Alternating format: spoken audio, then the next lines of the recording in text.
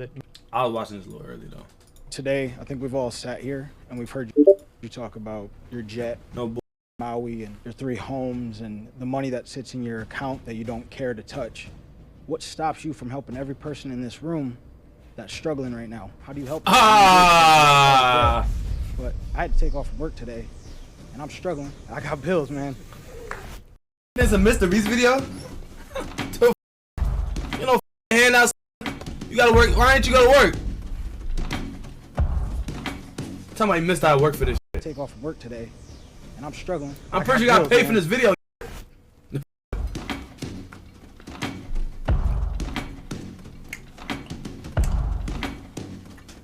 Hey, when I tell y'all, John Morgan, the founder of Morgan & Morgan, I really be America's cooking shit up. largest injury law firm. And according to Forbes, I'm a billionaire. Ask me anything. My first question is, how much are you currently worth, and how did you amass that amount of money? I'm a lawyer. I went to law school. I'm a lawyer. Became a lawyer, but I'm also a serial entrepreneur.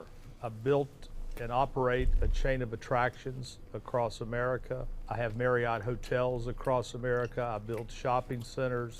The big part of my wealth has been generated by my everybody here struggling when there's somebody renting a room. Man, exactly. get your silly ass on. Probably at the club tweaking. My kids when they were little, when their friends would ask them, "Are we rich or not?" I said, "The answer is this: we're comfortable." What do you mean comfortable? Like, you definitely have way more than just being comfortable. You live a luxury life. Do you call being worth $1 billion comfortable? And but you don't feel like it because you don't spend it. When you grow up a certain way. Oh, why are they sitting around this like that? I don't like. Am I tweaking y'all? They're literally around this like, you know what I'm saying? And he's not even facing them. He doesn't even, gang, not even talking to them. He's talking like, you know what I'm saying? Like I don't know, bro. I don't know. I couldn't sit in the room like this. Nah. Yeah, nah, I ain't gonna lie. A billionaire in the room. Ooh, that'd be a good ass video. Billionaire in a room with 20 who work a regular job. I swear to God, that video gonna be busting. Or a millionaire, something like that. But why the Hey, it's not like it's changed much of my life. I'm in this. Oh, you don't want to. You saying? Oh, Chad. Nah, he. Tell me he don't want to see the black people and tweak Nate, bro. You have all this money in the bank, but it doesn't really change what you do day to day. My question for you is, what stops you from using your wealth? He's so rich, he don't want to look out broke ass in the eyes. Listen, I live 3 places. I live in Florida, I live in Maui, Hawaii, and I live in New Hampshire. But I've taken my wealth and done certain things. Like in Florida where I live, I ran a constitutional amendment twice to legalize medical marijuana. I lost 2 times. But I won the second time with 72% of the vote. I believe that income inequality is the #1 issue facing America today. The rich are getting richer, the poor are getting poorer.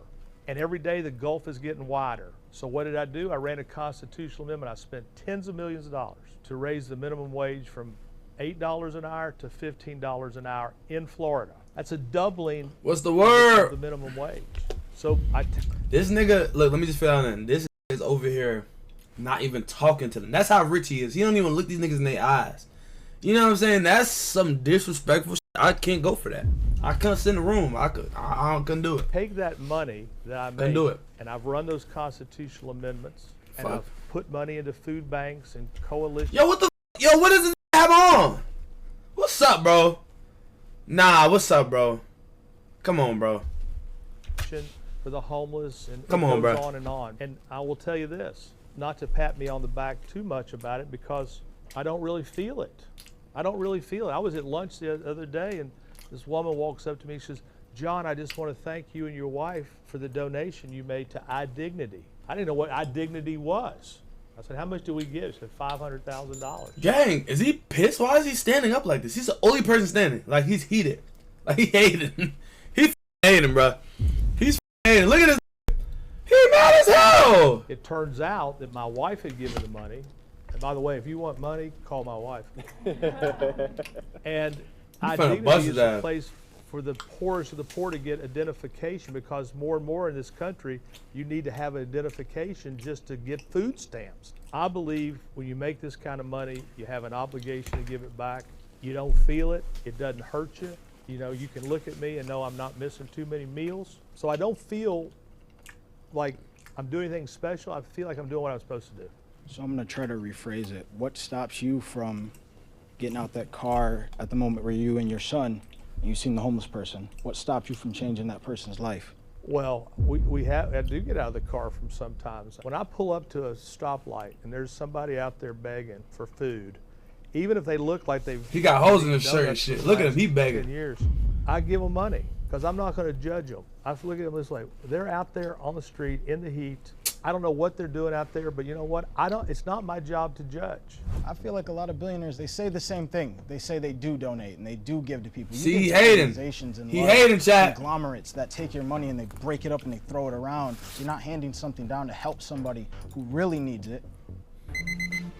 We've all had questions. I'm about sorry, I got that AIDS. campaign. My bad. Bump. I got AIDS. Let me skip the AIDS, bro. What does it matter? You're in the Goddamn. law field, and that's how you've amassed your network and everything that you've earned. If you had to start over in a different industry, what would you be in order to Right. become a billionaire? What? again? I don't even know how it happened in the first place. You not, bro. Come on, bro. He's lying, bro. Waiting to wake up, and it was all a dream. I was like, how did this happen?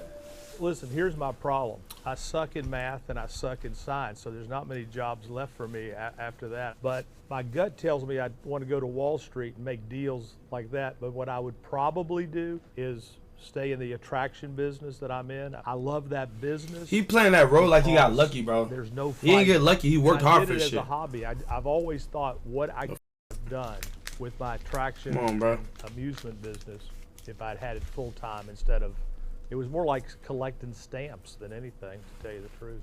So you made some comments Nigga about making like bees, capitalism and how talking about much legislation stamps. you did for raising the minimum wage for $15 an hour here in Florida. Is there anyone at your law firm or your multiple businesses that you're paying less than $15 an hour now? No. And I wasn't paying less then because I believe that a living Chat. wage— Chad, this is what I gotta eat. You feel me? I gotta make my own Lunchables, cheese. Come on, man. Come on. I gotta make my own. You know why? Cause ain't nobody cooking for me. Ain't nobody finna come save me. Ain't nobody coming to give me $1 million. This is Thought he was gonna get right. some I breach. also believe that retaining Come on, bro. employees with a living wage— Not this, and but the other. bonuses, it's good for business. This guy I sat believe his ass down. by paying more to my employees, I keep them, attrition is lower, and believe it or not, although it sounds backwards, I believe by paying more, I make more. Nigga, this shit Because cold, I nigga. keep people, and my people are really all I have. So in your opinion, why aren't other billionaires doing the same thing that you're doing? Well, I think some are and some aren't. A lot of people have to, like once I raised the minimum wage here in Florida, all of a sudden, out of the blue, Universal raised the minimum wage to $15 an hour. I kind of took credit for that. At a certain point, when wages start to rise, businesses have to respond, because if Universal's paying $15, then Disney's got to pay $15, because who cares if you're running Small World or Harry Potter? You're looking for a job. So you mentioned a little bit how you've put money into politics and things like that, and in the current political climate in the United States, our government's run by the billionaires, kind of for the billionaires. What do you think the moral role of a billionaire should be within the United States government?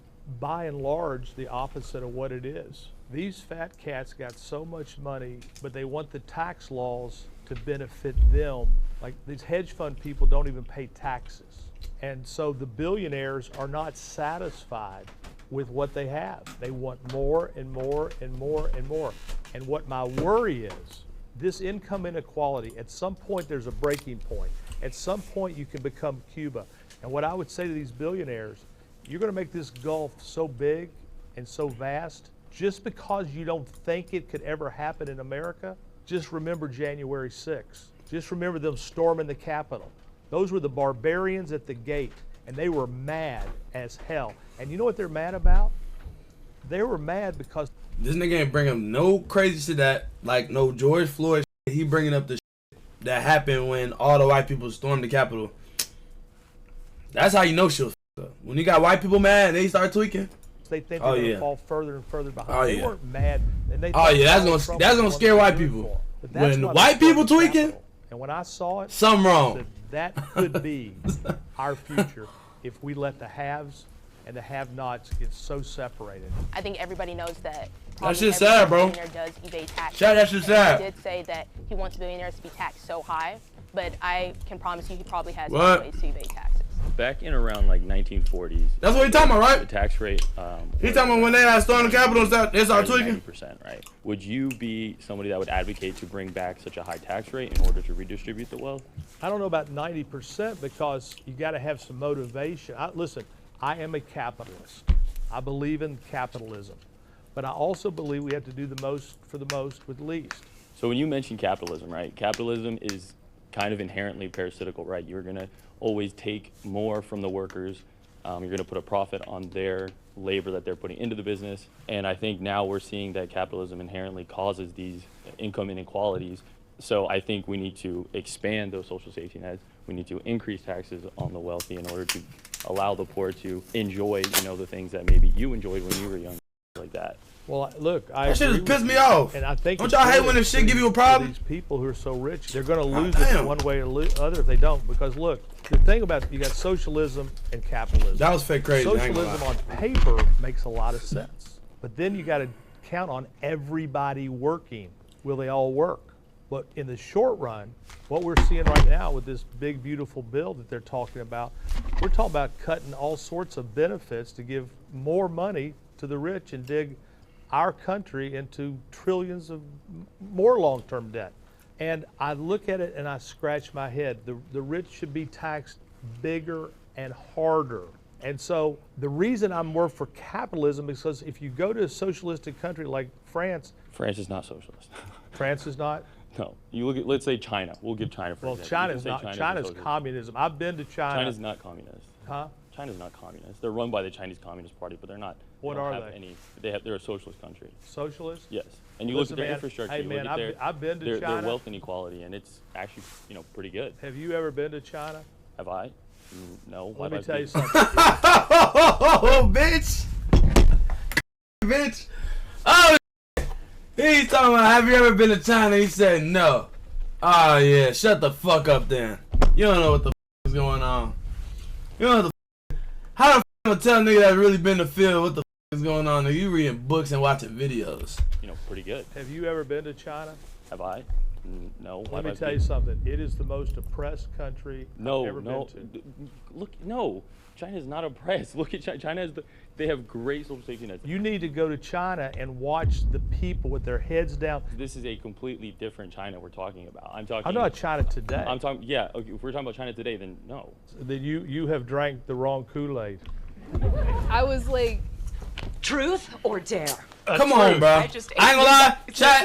No more A's, bro. We're gonna make sure I take away all the A's. And we're gonna no more skipping. I'm the It's only gonna be Asian take it person right in the room, next so stream. It's like so No weird bullshit. to see somebody kind of like debate about a country that my mom is from. I would have to agree with John more in terms of like China being a communist country. John, I'm a parent, and one of the challenges I have is making sure that my mindset is not my children's mindset. Okay. How do you overcome that challenge as a billionaire to make sure your children have their own mindsets? That's hard to do because they live with you and they hear you. The interesting thing about life is you get older, you start listening to your children, you're like, they're stealing all my I said that. I did that. But what I used to tell them is this. When you're watching me, take the good parts and leave the bad parts. And the thing I used to tell my kids is the only thing that I want you to be, I don't care what you are other than this, I want you to be a compassionate human being. I want you to put other people first. And that's the only mindset that I wanted them to take. And I think that they have done that. One of my goals, I think, is to make my kids better than me. What's your main challenge that you see as a billionaire making your kids better than you. The main challenge is that your children do not feel entitled. There's nothing worse than an entitled person, somebody who was born with a silver spoon stuck up their butt, and they become the worst person in the world. I never bought my kids nice cars because I knew they were going to be dinged. And you have to make your kids work. You have to have consequences that are consistent. But the main thing you have to do, if I was giving advice as a parent, you got to spend a whole lot of time. It's all about the time. And remember this, your child is one friend away from total disaster. And when you see that friend, you got to separate that friend as hard as it is. So you just mentioned that when you have a child who is having a friend that you find them to be not good for them, essentially, that you have to do what you can to separate them. As a billionaire, what does that entail for you? Well, you can only do so much. I mean, I've only separated 2 friends in all the years. And one was a kid who used to come over and, you know, he just reeked of marijuana and he was stoned and I just had a bad vibe. And I said, look, so-and-so, you can't go over there and he can't come over here. My son Matthew was enraged. You can't tell me who's going to be my friend. I said, I'm telling you, you can't go there and they can't come here. But you can't stop them at school. You can't stop them at a certain point. Later in life, I was justified because that kid that I was worried about ended up in prison. I'm someone who works with youth in Orlando. Okay. I spend He's every snapping. moment of my days to coach and develop the youth in Orlando. And I work with at-risk youth. And one of the biggest things that I have seen in Orlando is that since medical marijuana was passed as a bill in Florida, marijuana use has become normalized among the youth and those that are underaged. One of the things that you mentioned earlier is that you didn't allow your son to be friends with someone who smoked pot because he smelled loud and he smoked weed. So why would you advocate for a bill like that to be passed when you kicked someone out of your family's circle who was smoking weed themselves? When my brother was paralyzed, they had him on Percocet, Xanax, and everything else. The only thing that gave him relief, immediate relief, was marijuana. Listen, I believe that marijuana use at an early age fries the mind. I drug tested my children a lot, and my son Matthew failed that drug test a lot. But here's the difference. Would I rather have my brother taking marijuana gummies or opioids, fentanyl? It's a no-brainer. So I don't think marijuana use is on the rise. Let me tell you something. If you want marijuana today, go to any middle school in America. Yep. And we'll have a nickel bag real fast. Yeah. So do you feel that there's an ethical gray area when it comes to use of marijuana or other drugs in the youth or in adults in our country? And do you think that that leads to potentially a ethical gray area for you as a billionaire as it relates to other things in your life? Medical marijuana, no way. Because listen, where I think the unethical conduct is coming from is from the pharmaceutical industry. Marijuana is a plant that was put into earth by God or by nature, and it works. I don't know how it works. I don't know how aloe works, but when you rub aloe on sunscreen, it goes away. So I feel very good, morally, ethically, every single way about what I did with medical marijuana. And here's the proof in the pudding. 1 million people in Florida have a card, and guess who uses it mostly? People 65 and older. Go to the marijuana stores, look at the marijuana stores, look who's going in. Hey, I'm Adam Sandoval. I've done a lot of riding around the country. Adam Sandoval. Alongside my friends, the Law Tigers. And when I ended It ain't kids, it's me. Yeah, so I'm still really confused about the marijuana thing. I feel like with a lot of billionaires, they do want to care for people, but they really don't want them around them. So that's what I feel that you feel with the marijuana. You're fine with people growing it. You're fine with people doing whatever. But right when it's in your house, you don't really care about the person. You want them not around you or your family. I'd take a gummy every night. It's in my house what are you talking about? Then why did you kick the person out of your house? He was a kid who I thought was, not just that he reeked of marijuana, he was a kid who I thought was bad news. I didn't think that he was smoking marijuana. I thought he was selling marijuana. Look, I think all of Matthew's friends smoke marijuana, and so that wasn't the issue. The issue was this guy might be a criminal. This guy is a bad influence. So don't take it the wrong way.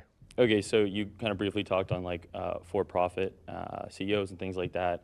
I was just kind of hoping to hear your take on the current state of healthcare and what recently occurred with their CEO. Before I answer that question, I want to go back to the coach's question about marijuana, just so everybody understands where I stand. If John Morgan was king, I'd legalize marijuana all over the country, and I'd let you grow it at your house. So that's how I feel about marijuana. As far as the healthcare, think about this for a minute. There's only one place that we go ever, and we never ask what it cost. When you go to get your hair cut, what's the cost? When you go to buy a candy bar, what's the cost? When you walk into a hospital, none of us ever ask what it's going to cost. You can get a Tylenol pill over here for 20 bucks. It could be $1 at the other hospital. The of the insurance industry by healthcare is awful. It's off the charts. Our pharmaceuticals in this country are way more money than pharmaceuticals in his favorite country, China. And so you've got the healthcare where we don't ask what things cost, and then you got insurance companies who are fighting healthcare, and they're trying to gouge. The hospitals are trying to gouge. The insurance companies are trying to not be gouged. They're fighting, and guess who's stuck in the middle? The person who needs treatment, the person who has cancer, and they're saying, we're not going to do this, we're not going to do that. And then what happens? People go postal. People snap. So would you be in favor then of a socialized form of healthcare in the United States? I don't know how it will work. Listen, Every other major country has a socialized form of healthcare. When Obama was president, he came to my house as president. I supported Obama. I'm on the National Finance Committee for Obama. And one of the things that I really liked about Obama was Obamacare. A lot of people lost their House seats for voting for Obamacare. So listen, I'm all ears about anything we can do to get more medicine and more treatment to people. My brother-in-law is a physician up in Haines City, Florida. I have a clinic called the Morgan & Morgan Clinic where he runs it, I fund it, and we take care of everybody who has lost in the system who can't get care. How do you deal with profiting over other people's injuries in your law firm? Every business is in business to make a profit. If you don't have a profit, you don't have a business. On the other side of me and on the other side of my clients are insurance companies. Insurance companies do this. They take in premiums and they try not to pay claims. When they try not to pay claims fairly, that's when I'm hired. When I'm hired, the people who are hiring me cannot afford a lawyer by the hour. And the insurance industry, they live in this world. Deny, delay, defend. Their job is to never be fair with you.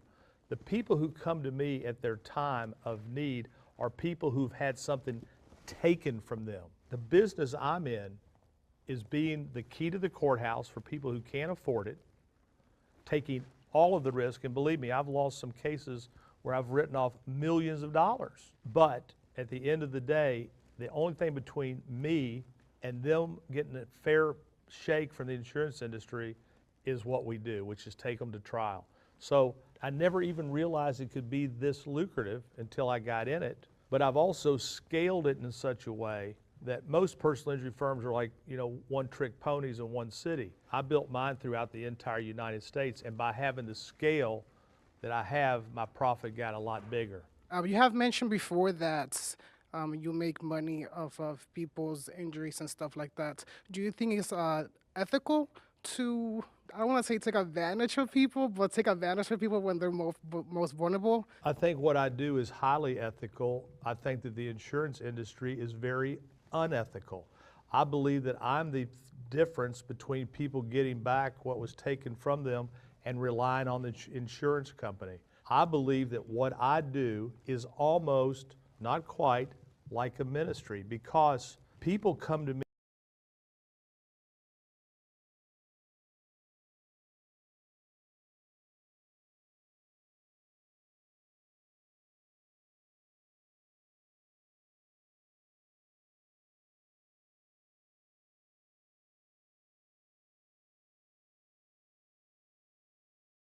in their most desperate hour, whether they lost their home, lost a life, lost a limb, lost livelihood.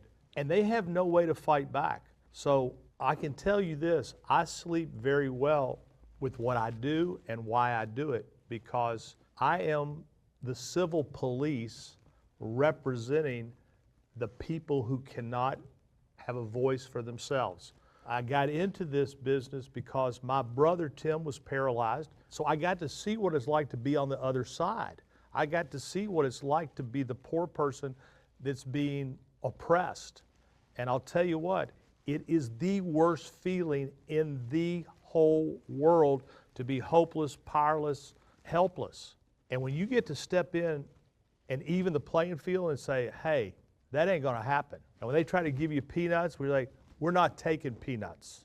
When I walk into my lobbies throughout America, when I see those clients sitting there, I see my brother, I see my family, and I want to treat them exactly the way I would have wanted to be treated. Do you believe most billionaires and lawyers are compassionate? I think it all depends on the person.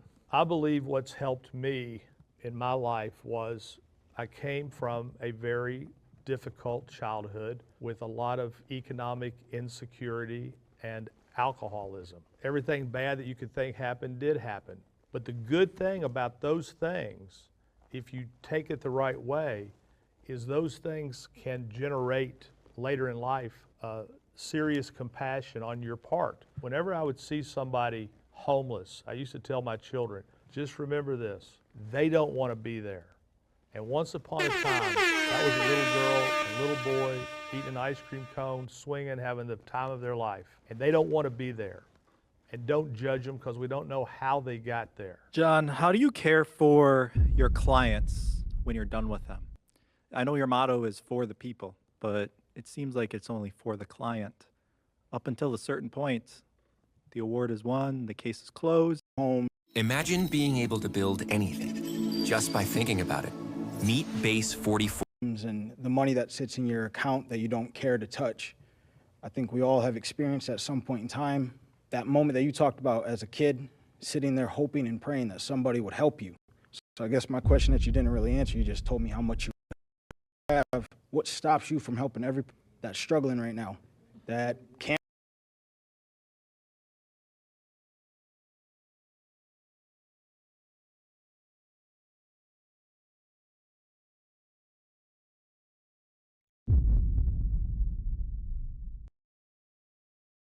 Can't pay a bill, had to miss out on work. How do you help them? What do you do? Because you got a private jet, but I had to take off from work today, and I'm struggling. I got bills, man. And I'm not begging for money, but I'm saying, what stops you? Oh, I'm muted. Oh, I'm muted. Thank you, bro. Nah, that's crazy. Yo, is trying to get paid. They ain't getting paid. Work. How do you help them? What do you do? You're not getting paid, buddy. But I had to take off from work today, and I'm struggling. I got bills, man. And I'm not begging for money, but I'm saying, what stops you from being able to go? That's what you up. That's what you up. You started begging, and then you said you ain't begging. So now he's not finna with you, literally. Oh, and he's a billionaire. Billionaires don't be look. Because let me give you 100 while we're here. Thank you. What? That's decent, but 100 could have gave me a band. Don't buy marijuana. No, I don't smoke. At I the don't middle drink. school. No, man. Nothing stops me. Listen, here's how I look at it. I went to a religious retreat one time under duress. It was called a Crescio. Wow, appreciate it. W, because I ain't gonna lie. Basically a bunch of. But at the very end, it all came down to one thing that I took from that meeting. And here's what I took. Yo, nigga, just pull out a couple. No, nigga, bro, had a stack. He could have just gave me the whole stack. I swear to God, if he would have gave nigga a band, bro, what? Can't change the whole world. I would love to be able to. Can't do it. The phrase that I took from that Crescio weekend was, bloom where you're planted. What does that mean? That means I can't solve hardly anything. But every once in a while, I'll get a God whisper, somebody asking, then I think back to that Crescio, and it's like, bloom where you're planted. And I feel like at this moment, that's what I'm being asked to do. And I can only do so much. I'm trying to manage my money so that at the end of it all, it can have the greatest bang for its buck. You know, if I'm being completely honest, I'm not sure if there's anything that would have been a perfect answer, just because he's really good at talking to you and he's a likable guy. And Yeah, it's like he's soft in the eyes. he basically, yeah, like talking about soft in the eyes. Nigga ain't looking you in the eye the whole time. He didn't even look you in your eyes when he gave you that 100. He didn't even look you in your eyes when he gave you that $100. He literally just, oh, he did. He still know. Barely. Yeah. He's speaking facts though, but he's like, he can't help y'all. Anything that would have been a perfect He can't answer, save you. just because he's really good at talking to you and he's a likable guy, and he's soft in the eyes. So Oh, it's you easy paid for off. him, You can't speak. to get you on his side. So I don't know if there's anything he could have said that would have completely changed my mind. But I think showing your actions. He handed me $100, but there were people in the room had told their stories throughout And the day. then told us that don't buy marijuana. That shit's what? I'm not your kid. I'm talking about don't buy. I'll buy some. What? And with a wad of cash in your hand, you could shut me up, but he could have given it to everybody. He could have shown in that moment that he has the power to change your life, and he could try to change your life. Even if it's a small amount, it's better than nothing. And he didn't really do that. One of the takeaways I took is there was a quiet desperation, a little bit of a worry about the future, and a little resentment about people who have money. So I think billionaires are inherently parasitical to society as a whole. No matter how they accumulated that wealth, they're always going to be profiting off of the backs of people who are doing the work. In his case, he's the better of evil system in general. While he is helping injured people get the settlement that they feel they deserve, he is still profiting off of advocating for that injury. I'm of the volition that there's nothing wrong with billionaires. I am a rabid capitalist, and I know John talked about that a lot, but that is who I am. That is my background. That boy said I word think the that whole if you time. have